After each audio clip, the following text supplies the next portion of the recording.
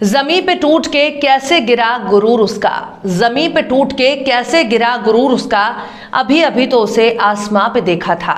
कुछ महीने पहले की बात है जब बीजेपी के चाणक्य से लेकर परम प्रतापी नेताओं ने अपनी नेतागिरी की खान से एक नायब नगीने को चुनकर उत्तराखंड का मुख्यमंत्री बनाया था।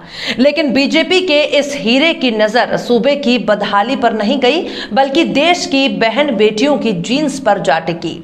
अभी 4 ही महीना बीता था कि बीजेपी को एक बार फिर अपना मुख्यमंत्री बदलने की नौबत आ गई और तीरथ सिंह रावत को इस्तीफा देना पड़ा। लेकिन इन तमाम घटनाओं के पीछे एक इतिहास भूगोल छिपा है। सलाम, नमस्ते, सत श्री अकाल। मैं हूं आपके साथ हर्षिता मिश्रा और आप देख रहे हैं टाइम्स मेल। तीर्थ यात्रा करना किसको पसंद नहीं, लेकिन बीजेपी ने संघ की पाठशाला से चुने जिस शख्स को कोहिनूर समझकर खुश हो रही थी, उसे सूबे को संभालने के बजाय लड़कियों की टांगे निहारने में ज्यादा दिलचस्पी दिखाया। कोरोना मैनेजमेंट पर उनके बयान को सुनकर देश के बड़े बड़े वैज्ञानिक भी सोच में पड़ गए कि वाह, गजब का नगीना छाटा है बीजेपी ने। कोरोना मैनेजमेंट में बीजेपी के तीरथ ने ऐलान कर दिया था, गंगा में नहाओ और कोरोना से छुटकारा पाओ। कोरोना टेस्टिंग में घोटाले की खबर ने भी तीरथ सिंह रावत बीजेपी के लिए दुखती रग साबित हुए। बीजेपी को अब इस बात का मुकम्मल यकीन हो गया कि तीरथ के चेहरा दिखाकर अगर चुनाव लड़ा गया तो तीरथ के चक्कर में कहीं बीजेपी को 5 साल की तीरथ यात्रा न करनी पड़ जाए। तीरथ ने बीजेपी को सांप छुछुंदर की स्थिति में लाकर खड़ा कर दिया। अब बीजेपी ने तीरथ का इस्तीफा ले लिया या फिर तीरथ को इस्तीफा देने पर मजबूर कर दिया है। इसकी जानकारी तो तीरथ और बीजेपी को ही होगी। तीरथ को दिल्ली तलब किया गया था। बड़े अरमानों से मुख्यमंत्री तीरथ सिंह रावत दिल्ली पहुंचे थे, लेकिन लौटने के बाद पूर्व मुख्यमंत्री हो गए। ठीक उसी तरह जैसे त्रिवेंद्र सिंह रावत से इस्तीफा दिलाने के बाद तीरथ की ताजपोशी कराई गई थी। दरअसल बीजेपी के पास सबसे बड़ी मुसीबत यह है कि सांसद रहते हुए तीरथ सिंह रावत को मुख्यमंत्री बनाया गया था। मुख्यमंत्री बने रहने के लिए 6 महीने के भीतर उनका विधायक बनना जरूरी था। लेकिन बीजेपी को डर था कि जिस तीरथ को हीरा समझकर बैठी है, उसे सूबे की जनता हीरा नहीं बल्कि एक खोटा सिक्का मान चुकी है। सरकार के खिलाफ लोगों की नाराजगी की वजह से तीरथ के चेहरे पर उपचुनाव लड़ने का मतलब बीजेपी की शर्मनाक हार, यानी तीरथ सिंह रावत खुद तो चुनाव हारेंगे, लेकिन साथ ही साथ बीजेपी को भी सत्ता से पैदल कर देंगे। उत्तराखंड में भाजपा की मौजूदा सरकार का ये आखिरी साल है। चुनाव साल में बीजेपी लगातार सीएम बदल रही है। जब त्रिवेंद्र ने इस्तीफा दिया था तो उनसे पूछा गया था कि आप क्यों पद छोड़ रहे हैं। त्रिवेंद्र रावत ने कहा था, ये दिल्ली के नेताओं से पूछिए। अब तीरथ ने भी दिल्ली में नेताओं से मीटिंग के बाद ही इस्तीफा दिया है। उत्तराखंड में 2017 में हुए चुनाव में भाजपा को 70 में से 57 सीटें मिली थी। अभी गंगोत्री और नैनीताल विधानसभा सीटें खाली हैं, जहां उपचुनाव हो सकते हैं, पर कोरोना के चलते परेशान लोगों की मदद में नाकाम रहने की वजह से बीजेपी को अपनी जीत पर बिल्कुल भी भरोसा नहीं है। खासकर तीरथ सिंह रावत की जीत पर तो बिल्कुल भी नहीं यकीन है कि वो जीत पाएंगे भी या नहीं।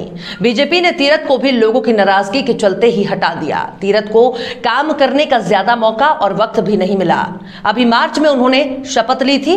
गंगा जल में डुबकी लगाकर कोरोना ठीक करने का दावा करने वाले तीरथ सिंह को भी कोरोना हो गया था। अब 21 साल पुराने उत्तराखंड में अब 10वां सीएम शपथ लेगा। हमेशा पॉजिटिव सुनने आदि हो चुकी बीजेपी के लिए तीरथ ने सब कुछ नेगेटिव ही नेगेटिव कर दिया था। तीरथ के छोटे से कार्यकाल में तीरथ को नेगेटिव पब्लिसिटी ही मिली है। ऐसा उनका बेतुके बयानों की वजह से हुआ। ऊपर से उत्तराखंड भाजपा की अंदरूनी गुटबाजी भी उन पर भारी पड़ी। बुधवार को उन्हें दिल्ली तलब किया गया था। शुक्रवार को वो दिल्ली से लौटे और सीधे देहरादून से सचिवालय पहुंचे और मीडिया को संबोधित किया। इससे पहले शुक्रवार को तीरथ के बीजेपी अध्यक्ष जेपी नड्डा से मुलाकात हुई थी। तीरथ फिलहाल मौजूदा वक्त में लोकसभा सांसद हैं। बुधवार को दिल्ली पहुंचे थे और उस रात भी नड्डा से मिले थे। जनसत्ता.com ने सूत्रों के हवाले से लिखा है कि तीरथ ने गृह मंत्री अमित शाह से भी मुलाकात की थी, जिसके बाद उन्हें दिल्ली में रोक लिया गया। ऐसा इसलिए किया गया क्योंकि पार्टी आला कमान ने उन्हें रुकने के लिए कहा था। जानकारी के लिए आपको यह भी बता दें कि मुख्यमंत्री बदलना बीजेपी के लिए इसलिए भी एक मजबूरी बन गई है क्योंकि चुनाव आयोग फिलहाल विधानसभा उपचुनाव कराने के मूड में नजर नहीं आ रही है। अगर उपचुनाव नहीं होता है तो भाजपा तीरथ की जगह किसी ऐसे व्यक्ति को सीएम बनाएगी जो पहले से ही विधायक हो। जनसत्ता.com इसी खबर को लिखते हुए कहता है कि बीजेपी को उपचुनाव में हार का डर, पार्टी की नाक बचाने को कुर्बान हुए तीरथ सिंह रावत।